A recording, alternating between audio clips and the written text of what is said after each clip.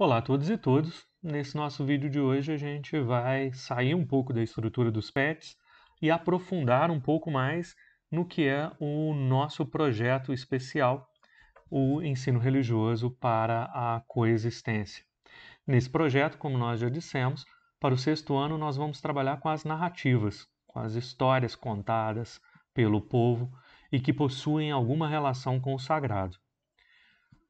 As primeiras formas dessas narrativas são narrativas que não são exatamente escritas, não chegam como textos, mas chegam através de outros meios igualmente importantes. E porque são igualmente importantes, são também consideradas como narrativas. Uma dessas primeiras formas é a tradição oral, a narrativa não escrita que vem da oralidade, das histórias que os mais velhos vão contando aos mais jovens e vão repassando com o tempo a sua sabedoria, os seus conhecimentos. Essas histórias estão presentes nas várias tradições. Algumas delas chegaram para nós até hoje e foram transformadas depois em textos escritos, como muitas das histórias que nós conhecemos sobre os nossos indígenas, quando se conta a lenda do Guaraná, por exemplo, vai chegando até nós de forma oral, contando de um antepassado para o outro, e em algum momento se escreve para não se perder mais essas histórias. Obviamente, muitas outras histórias foram perdidas, deixaram de existir com o tempo. Uma das mais famosas histórias da nossa literatura ocidental, que são as histórias trazidas pelo poeta grego Homero, a Odisseia e a Ilíada, elas são originalmente contadas de forma oral. O Homero era cego e naquele período não tinha muito como a cegueira conseguir ser traduzida de uma forma escrita. Não existia o braille, que é a linguagem dos cegos. Por isso, o Homero tinha uma dificuldade muito grande com a escrita e não conhecia, ele era analfabeto, ele não sabia ler.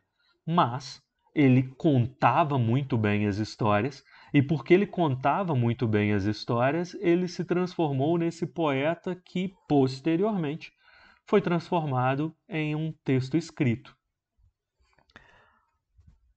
Outras formas de contar histórias não são nem escritas nem orais.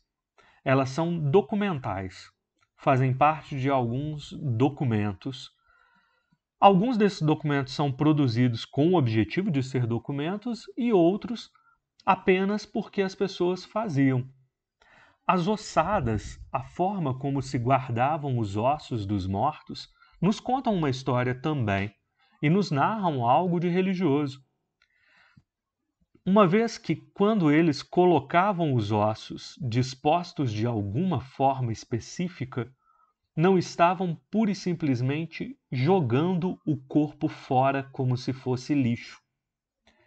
Os antigos, que se preocupavam às vezes em colocar as mãos do morto sobre o peito ou colocaram em uma posição fetal, como se fosse um feto dentro da barriga da mãe para voltar à barriga da mãe, eles estão também narrando a história. Eles estão também contando a forma como eles se relacionavam com os mortos. É claro que, como isso não está escrito e como nós não temos provas da forma como eles estavam pensando naquele momento, é muito mais suposição. Mas as ossadas já começam a contar uma história de que o homem tinha algum envolvimento com o religioso, alguma crença de que depois dessa vida ainda continuaríamos tendo outras possibilidades. Outra forma de se contar a história que também não é escrita propriamente são as pinturas, e entre elas, as pinturas nas cavernas nos dizem muito sobre a forma como esses homens agiam e interagiam uns com os outros no período pré-histórico.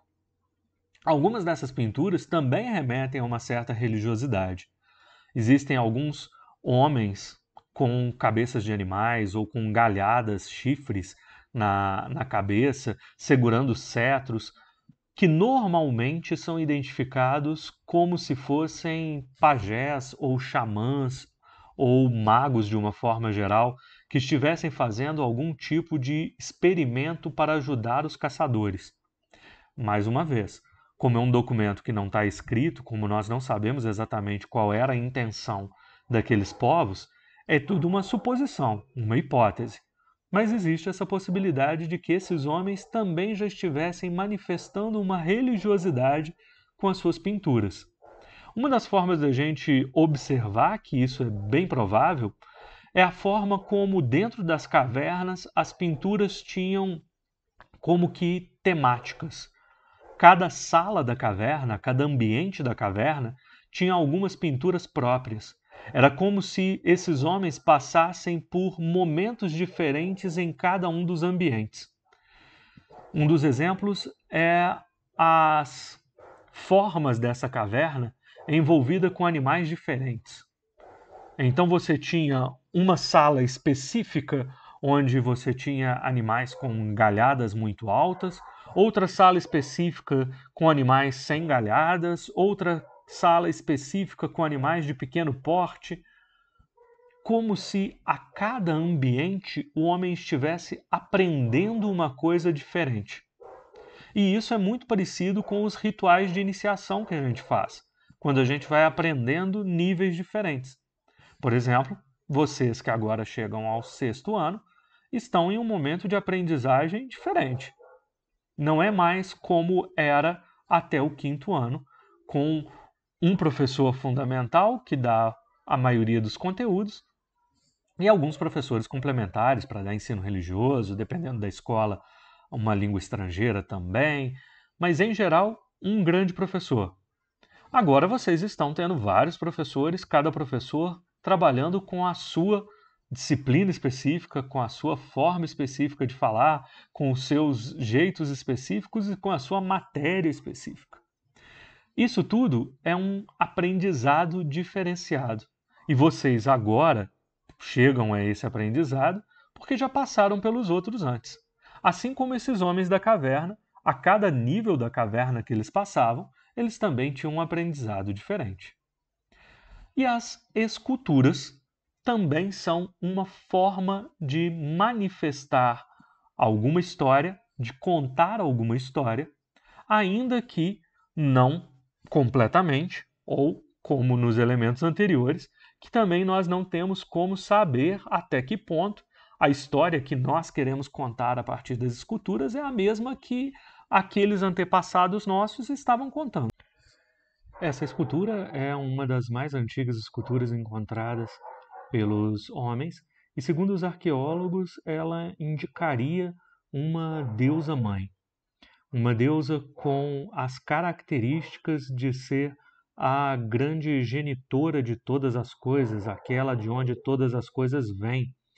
Por isso que ela é esculpida como uma mulher voluptuosa, uma mulher com um corpo grande, né, grandes seios, uma anca larga, uma mulher que reproduz, que gera filhos, que está preocupada com essa geração dos filhos.